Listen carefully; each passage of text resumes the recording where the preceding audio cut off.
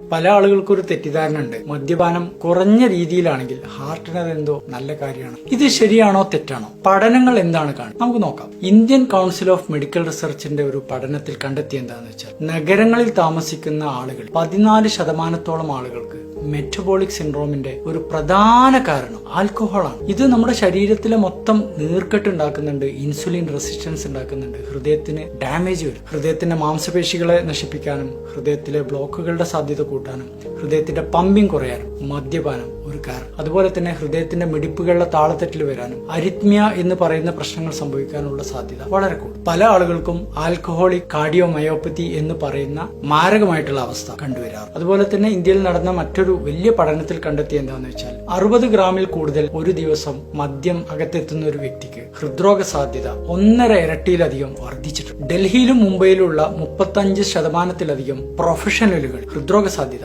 Alcohol കാരണം ഒരുപാട് വർദ്ധിച്ചതായി പഠനങ്ങൾ കണ്ടിട്ടുണ്ട്. അതുപോലെ തന്നെ നാടൻ മദ്യങ്ങളിൽ ഒരു ക്വാളിറ്റി കൺട്രോൾ ഇല്ലാത്തത് കാരണം, അതുപോലെ കണ്ടാമിനേഷൻ ഉള്ളത് കാരണം ഹൃദ്രോഗ സാധ്യത വളരെയധികം ഉണ്ടെന്നുള്ളതും പഠനങ്ങൾ കണ്ടെത്തിയിട്ടുണ്ട്. ഇന്ത്യൻ കൗൺസിൽ ഓഫ് മെഡിക്കൽ റിസർച്ചിന്റെ പഠനത്തിൽ അവർ പറഞ്ഞിരിക്കുന്നത്, ഓരോ ദിവസവും ഒരു വ്യക്തി കഴിച്ചിരിക്കേണ്ട മദ്യത്തിന്റെ മാക്സിമം ലിമിറ്റ് 30 ml മാത്രമാണ്. സ്ത്രീകളാണെങ്കിൽ ഇതിലും കുറയ്ക്കേണ്ടത്. നാഷണൽ ഹെൽത്ത് സർവേയിൽ കണ്ടെത്തിയെന്ന് വെച്ചാൽ, കഴിഞ്ഞ ഒരു ദശാബ്ദത്തിനിടെ ഇന്ത്യക്കാരുടെ മദ്യപാനത്തിന്റെ തോത് 38% വർദ്ധിച്ചിട്ടുണ്ട്. സ്വാഭാവികമായിട്ടും ഹൃദ്രോഗത്തിന്റെ സാധ്യതയും ഇതിനോടൊപ്പം വർദ്ധിക്കാൻ സാധിക്കും. 2020 നടന്ന മറ്റൊരു പഠനത്തിൽ കണ്ടെത്തിയെന്ന് വെച്ചാൽ, ഇന്ത്യൻ മദ്യപാനികളിൽ ഒരു വർഷം കഴിക്കുന്ന മദ്യത്തിന്റെ അളവ് ശരാശരി 5.7 ലിറ്ററിൽ കൂടുതൽ ആണ് എന്നുള്ളത്. ഇത് ലോക ശരാശരിയേക്കാളും ഒരുപാട് കൂടുതലാണ്. ഈ ഒരു അളവിലുള്ള മദ്യപാനം തീർച്ചയായിട്ടും ഹൃദയത്തിന് കേടാണ്.